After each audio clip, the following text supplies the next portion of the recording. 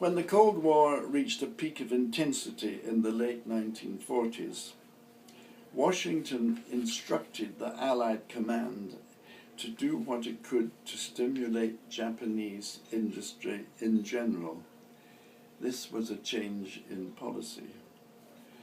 According to Saracen, when the news of this change arrived in 1949, it rang down the corridors of MacArthur's headquarters. Saracen and his colleagues proposed that the CCS should present a course of lectures on contemporary American management methods to the communication equipment manufacturers. There was opposition to this idea from elsewhere within the Allied command on the grounds that this would be a step too far. America, it was argued, should not give away all her industrial secrets to a former enemy which could, after all, become a future competitor. Only the Supreme Commander could decide between these competing points of view on this new and important subject.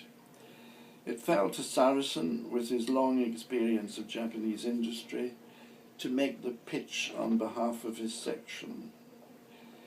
It took place in the meeting room outside the General's penthouse office on the 6th floor of the headquarters building.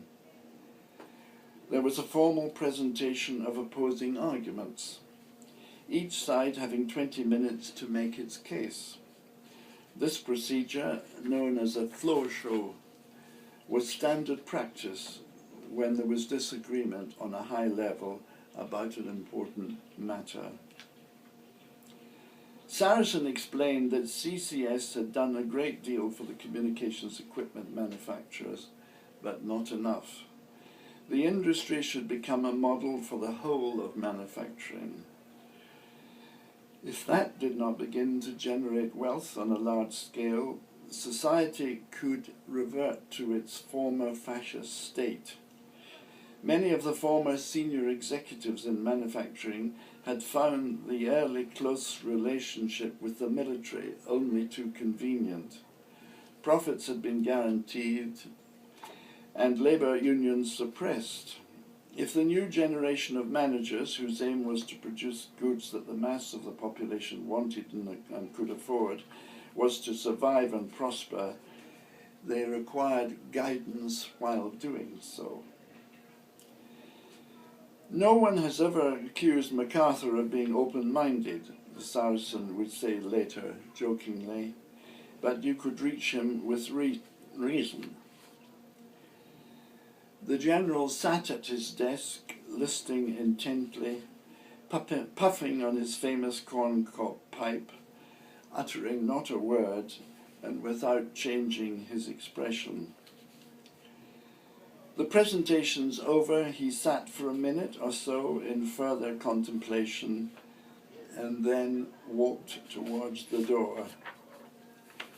Saracen thought to himself, "I've blown it."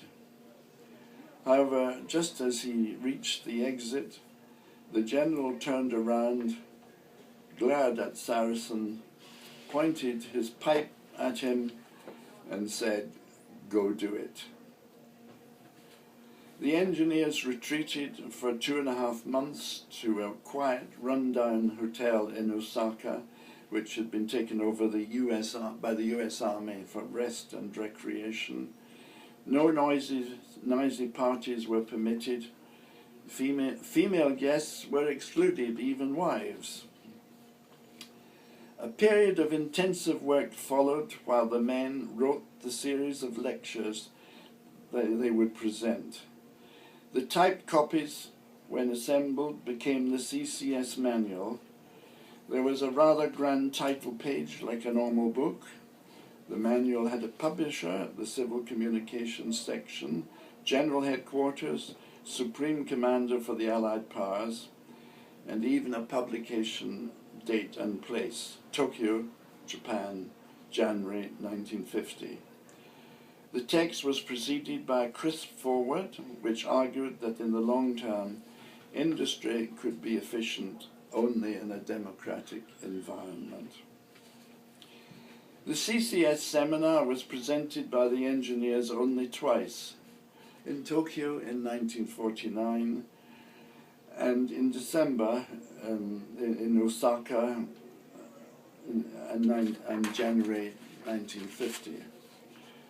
However, after the occupation, it would be taken over by the training arm of Nikiren, the Japanese Employers Association, which continued to present it regularly as a top management training course for all of manufacturing until 1974.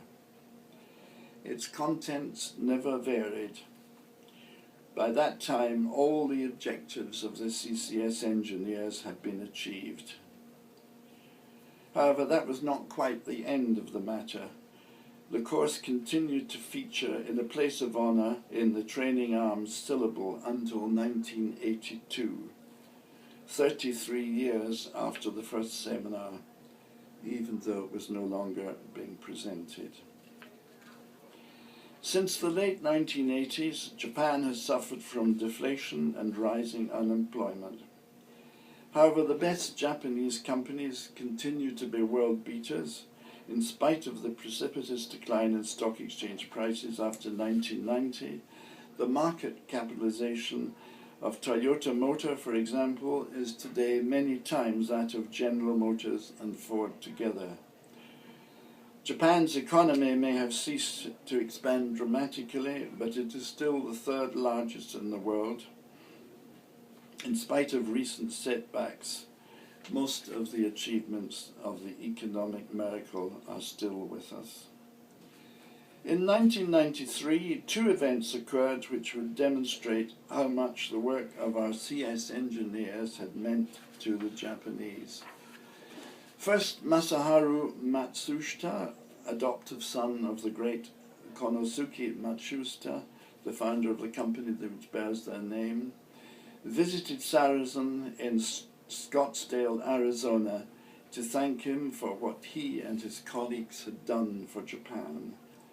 It was a touching moment. At the second CCS seminar in Osaka in 1949-50, they had been pupil and teacher. And shortly after 1993, Matsushita Electric republished the CCS manual in an elegant Japanese language version for distribution to all its senior executives. We were given a copy. If General MacArthur had not said, "Go do it," at the end of the floor show that I mentioned a few minutes ago, the world might be a very different place today.